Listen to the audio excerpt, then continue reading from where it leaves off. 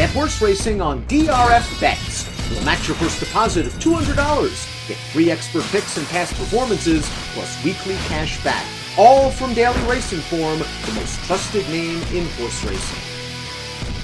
Hi everybody, Dan Illman, Mike Beer, the feature race at Oaklawn Park on Saturday, January the 14th, race number 9, the $150,000 fifth season stakes. These are some older handicap horses going a 2-turn mile with the short stretch. Let's take a look at this field, and big round of applause for the number 6. Rated R Superstar is going to be making his 10-year-old debut, and it looks like he's still spry. He won his most recent start in 2022, and he loves Oaklawn Park. He won this race last year. Yeah, he does love Oaklawn Park. He still seems like he's as good as he's ever been, Dan, and probably more than anything else, he lands in this fifth season trying to defend his title in a race that feels like it's going to set up really well for his running style. That's a perfect segue into our Timeform US Pace Projector. Rated R Superstar is a closer, and he would benefit if Timeform US's red bar fast-paced designation is correct. If they go fast early, they could knock themselves out, and you see the number 6 chicklet. That would be Rated R Superstar, ready to pounce from the back of the pack. I would expect the number 8 Ginobili to be up close to the pace as he stretches out second off of a lengthy layoff.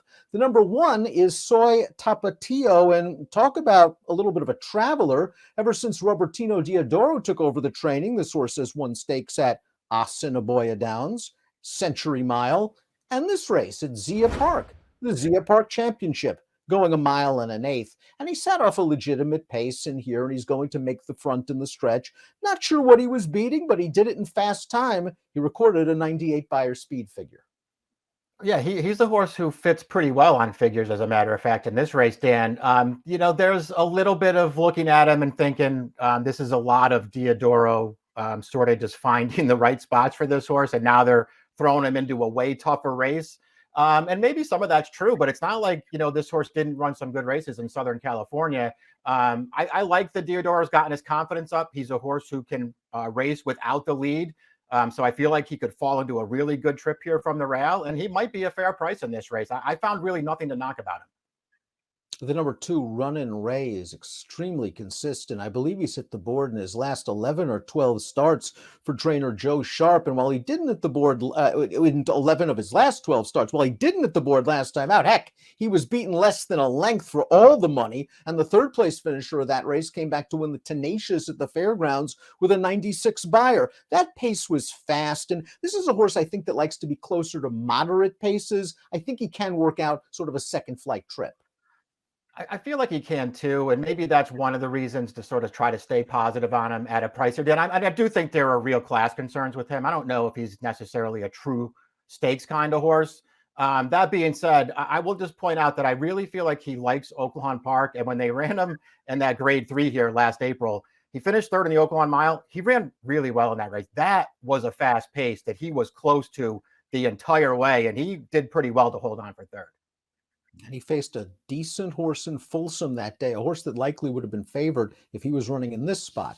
The 3 is Heart Rhythm, and stretching out in distance might be the big issue for Heart Rhythm. We just finished a fine third at the Fairgrounds sprinting, going 3/4 of a mile. He's been facing one of the better local sprinters there, Surveillance, in his last 2 starts. Now, they've only tried him a route of ground a couple of times. They've been interested in keeping him sprinting. I'm just not sure about the mile, even with the short stretch. That's how I feel about him too, especially in this race, Dan, where even if you feel like he's going to be at least okay going the mile, he's going to probably have to do it in a race where they're going fast early, and he'll probably be up close to it. I think all those things sort of work against him in here. Hello Hot Rod, the number 4, the brother to the very popular, now retired Mid-Atlantic sprinter Hello Beautiful, was privately purchased after winning the Jimmy Winkfield at Aqueduct, not actually purchased public auction after winning the Jimmy Winkfield in 2021, and it looks like he's got his confidence back. He's won 2 out of his last 3 races. They tried him in stakes competition last time out at Remington. I just couldn't find the excuse. He was on a reasonable lead. Rated R Superstar still ran him over. If they go faster here and he utilizes those same pace tactics, he could be in trouble. Yeah, that's what I didn't like about him. I guess you could say that he's improved in his recent races, Dan, but he does look like a horse who's just at his best when he's part of the pace. And this pace is supposed to be a lot faster than the last one, and he couldn't hold on in the last one. The Five Dreamers Disease is a Kentucky bred that once ran in the Breeders' Cup Juvenile, competed in several New York State sired races, and has found himself recently at Delta Downs. He won the Delta Mile 2 starts back, and then he won this two-turn sprint right on the lead. And this is his style. He goes fast early, he dares you to catch them, and they haven't caught him in his last 2 races. Pace scenario could be different this time around. That's what it feels like. They're going to test him again here, sort of step him back up in against some better horses. I still think he's a pretty dangerous horse. He's probably going to have to go too fast early in here, and that worries me about him. But, when you sort of take his form apart a little bit, he's actually run some really good races, even in races that he didn't win. And they just spent an awful lot of time trying to make him a turf horse. He's a better dirt horse. Here's the defending champ, the millionaire, the 10-year-old, the 6. Rated R Superstar. His most recent race at Remington Park, he won his last 2 dirt appearances in 2022. He can still step. In this race, the pace wasn't necessarily fast. They went a half in 49, Mike, and he still inhaled him. Yeah, this pace wasn't fast at all. And this horse was ridden with a lot of confidence, even though he was pretty well off of that pace for most of the running, came wide to the stretch and just powers it down along the outside here. Another good performance. We've already talked about it, Dan. He's still as good, it feels like, as he ever was. He's really going to benefit from the way this race sets up. He really likes this racetrack. He just needs a trick. Seize the Night is up next, and while Rated R Superstar has won 13 times, Seize the Night is still eligible for a non-winners of 3 life. But Seize the Night is in very good form and has a ton of upside, and you scored with him first time 2 turns, his most recent effort, first at Oaklawn Park this meet, and he got a great ride.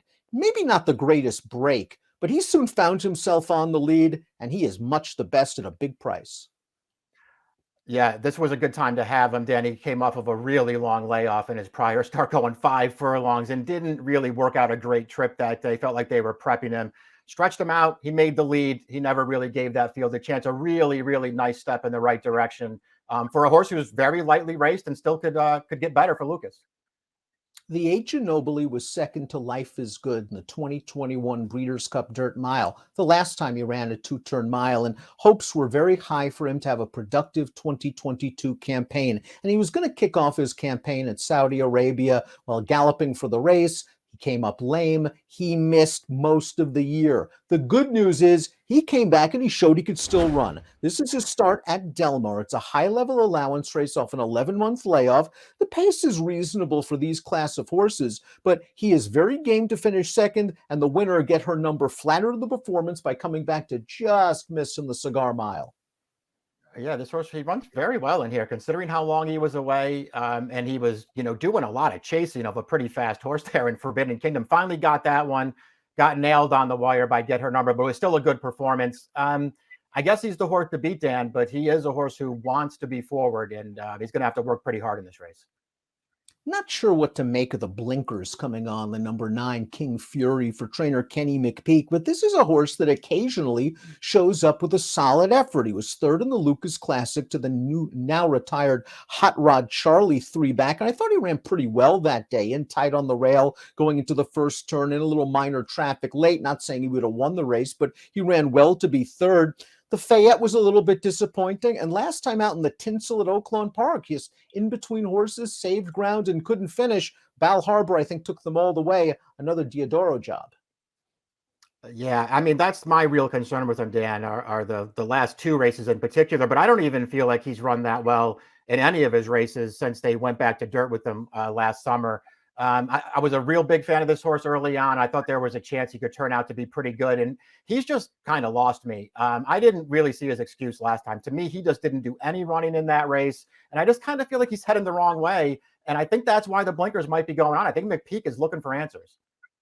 And last but certainly not least in this field, from post position 10 is another millionaire, that likes Oaklawn Park. It's the number 10 Silver Prospector, and this field is so deep that with this horse's credentials, he is still 20-1. He won the Kentucky Jockey Club as a 2-year-old. He won the Southwest at 3, and while he's on a little bit of a losing streak right now, he's going to get blinkers after facing a good field in the ACAC. The 5th place finisher came back, placed in a couple of graded stakes, including 3rd in the Clark with a 96 buyer. Yeah, he's a pretty cool horse, Silver Prospector. He's got over $1 million in the bank, and he's done it the hard way. He's just one of those horses who I feel like you don't want to overlook him when he's a big price, because he has races that would make him really, really tough in here, and he's perfectly effective without the lead, Dan. He's got post 10. They're going to take him back, try to save some ground, and make one run with him, and it might be good enough. I mean, this is a horse I feel like you got to include somewhere at a big price. Fun race, and it should be a good betting race. It's the 5th season on Saturday, and we'll take a look at our top selections right now. I'm going to give King Fury one more chance. I agree with Mike that his last race at Oaklawn wasn't great, and it's kind of interesting. A lot of times we see horses and they're doing something new for the first time, like horses that have never sprinted. King Fury's not only never sprinted in his career, this is the first time in his life he's ever gone as short as a mile. Maybe it's a sprint for him. I know he's going to get the setup. We'll see if he can kick down late at a price with the short stretch. You're going with Rated R Superstar, and why not? He might be the best closer in the race. That's how I looked at it. I do think he's the best closer in the race, and this is just, to me, the more I looked at it, the more I felt like it had to set up well for him, and he, showed that he could still run in his most recent start. I'm happy to take him on top in here, Dan. I guess Ginobili's the horse to beat. Didn't really want him at a short price. I will try to throw in Silver Prospector the 10 though from the outside. I could certainly see Silver Prospector as well. He's our 4th selection. 6-8-1-10 for Mike, 9-8-1-10 for me. Lots of storylines here. Rated R Superstar, a popular horse. Will Ginobili get back to his best form? Will there be a fast and contested pace in the 5th season? Good luck.